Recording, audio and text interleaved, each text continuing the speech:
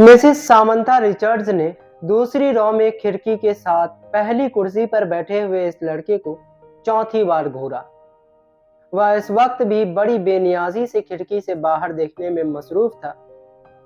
वक्तन फवक्तन वह बाहर से नजरें हटाता, एक नजर मिसेस सामंथा को देखता, इसके बाद फिर इसी तरह बाहर झांकने लगता।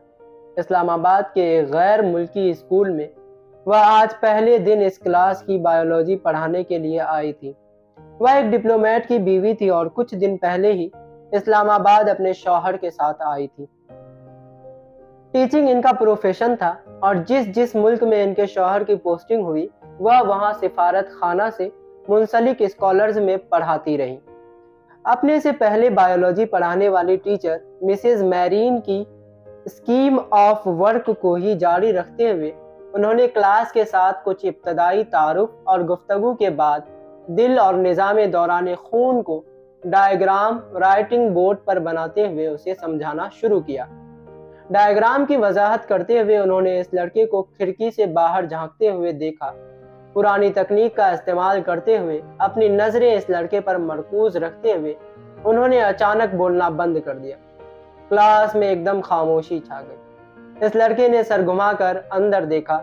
मिसेस सामंथा रिचर्ड्स से इसकी नजरें मिली। मिसेस सामंथा रिचर्ड्स मुस्कुराई और फिर एक बार उन्होंने अपना लेक्चर शुरू कर दिया। कुछ देर तक उन्होंने इसी तरह बोलते हुए अपनी नजरें इस लड़के पर रखी जो अब अपने सामने पड़ी नोटबुक पर कुछ लिखने में मसरूफ था।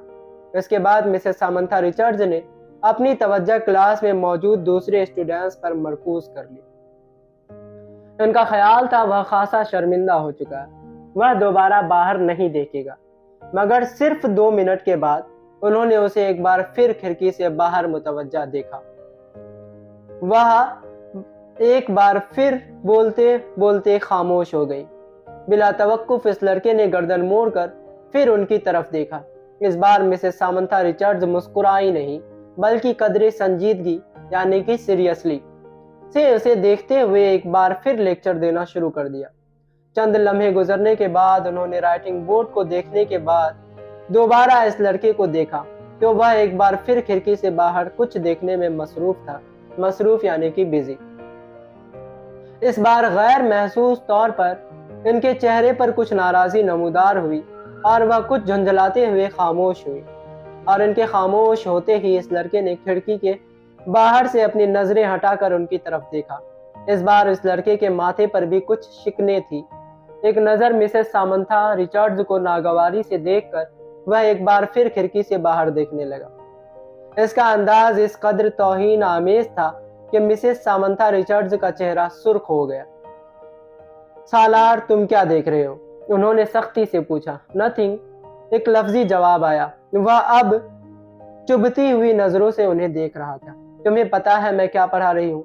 होप सो, उसने इतने रूड अंदाज में कहा कि सामंथा रिचर्ड्स एकदम हाथ में पकड़ा हुआ मारकर कैप से बंद करके टेबल पर फेंक दी।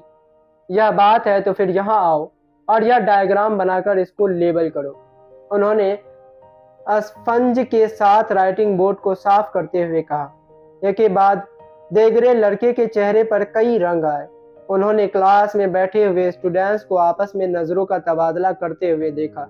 वह लड़का अपसर्द नजरों के साथ सामंथा रिचर्ड्स को देख रहा था। जैसे ही उन्होंने राइटिंग बोर्ड से आखिरी निशान साफ किया वह अपनी कुर्सी से एक झटके के साथ उठा। तेज कदमों के साथ उसने टेबल पर पड़ा हुआ मार्कर उठाया और बर्क रफ्तारी के साथ राइटिंग बोर्ड पर डायग्राम बनाने लगा।